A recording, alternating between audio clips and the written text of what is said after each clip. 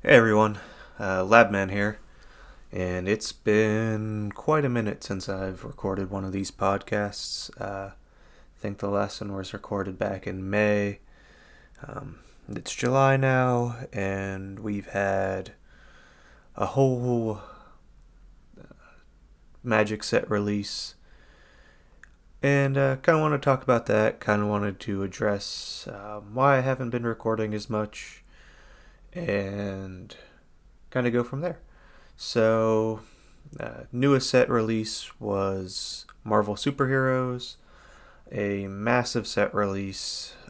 There's plenty of other creators that have uh, recorded content on it or are doing gameplay, talking about cards, and I encourage you guys, look at your favorite creators, find their content on the Marvel set. Uh, I was gonna record. I usually like to do the favorite cards in each color, and go through that. But honestly, I sat down, I started doing it, and I found it to be just extremely overwhelming. Uh, First off, I am a Marvel fan, but I'm kind of burnt out of Marvel.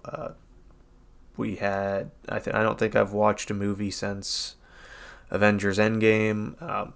Marvel's continuously everywhere, and just that. And I sat down, and typically when I do the favorite cards in a set, there's 10 around 10 cards in each color combo that I like, and you have the core set product and then you have the commander product. But with Marvel, there's just Marvel superheroes in specific, there's just so many variations of the product, that it was really hard to just narrow down a short list of each color, because you have your core set and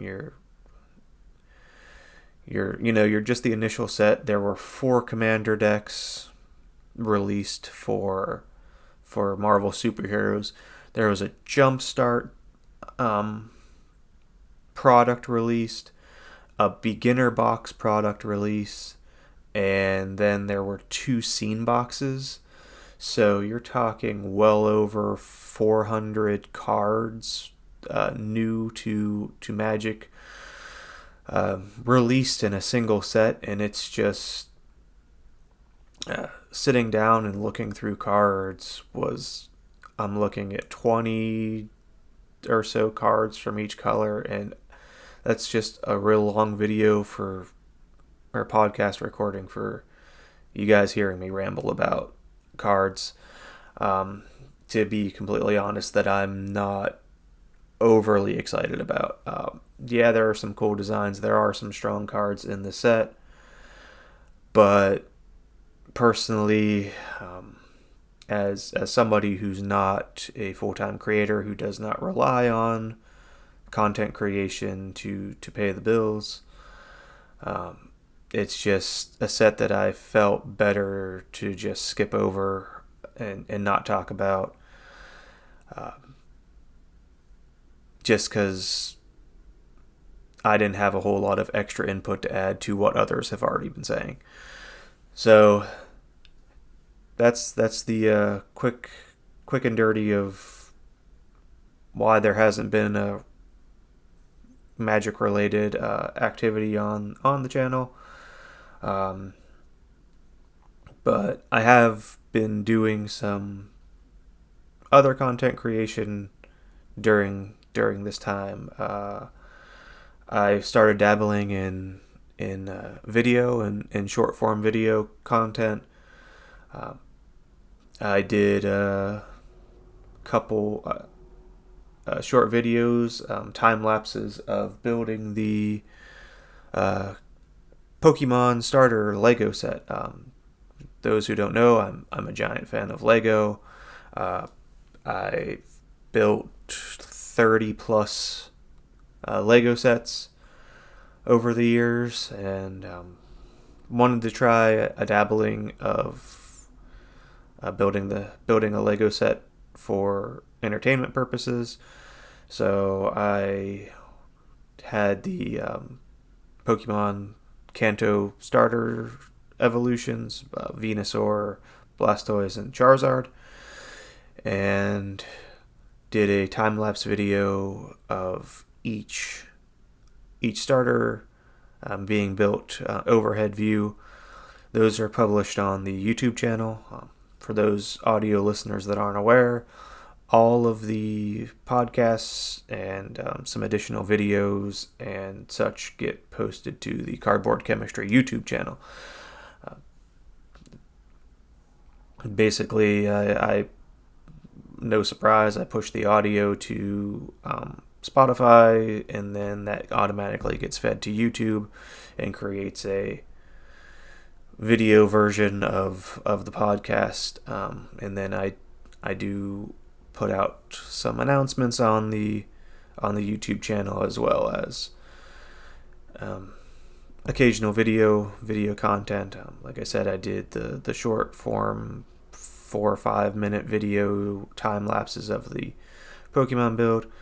I've done a short showing the Pokemon build fully assembled, and kind of looking at the way content goes. It's kind of baffling to see audio content, the podcast in and of itself on Spotify. I mean, so far this is approaching 50 episodes recorded, and I think 286 downloads or so of the podcast. Those push to YouTube and get 5 views. The videos, the time lapse videos, I think the most is 20 or so views. But what's crazy is how prevalent short form content is. The short of finishing the Lego Pokemon build had over 1,000 views. So it's just crazy that in this day and age where everybody's time is restricted, it's what can you show me in 10 seconds versus what it takes an hour to explain. How much difference you can see in short-term content consumption versus longer form content consumption, audio format consumption, and it's just crazy. But I want to talk a little bit about the build. Like I said, it was dabbling in some video content creation with overhead cam capturing the build, but really cool set. It was a nice nod to the original Pokemon. Unboxing the set had 3 Pokeball colored boxes, symbolizing your 3 Pokeballs when you first meet Professor Oak back in the original game, and get to choose your starting Pokemon. Each set had, you built the terrain and then you built the Pokemon. Each of the Pokemon had a hidden like water droplet or fire or a little leaf inside them to symbolize their typing. And overall, it was a really fun build. Had a good time recording, editing, and everything. I might do some more of that content on the channel, just to break things up. Kind of in a lull talking about Magic at the moment. Looking forward to the upcoming Hobbit set. Looking forward to Reality Fracture. Looking forward to Star Trek. Making plans to, attend a few more conventions this year. But overall, that's kind of where the channel's been at. That's what I've been up to. Um, working on a little bit of other things, some crochet and stuff like that. But I just wanted to give a channel update where we're at, and I'll talk to you guys on the next one. Take care of yourselves.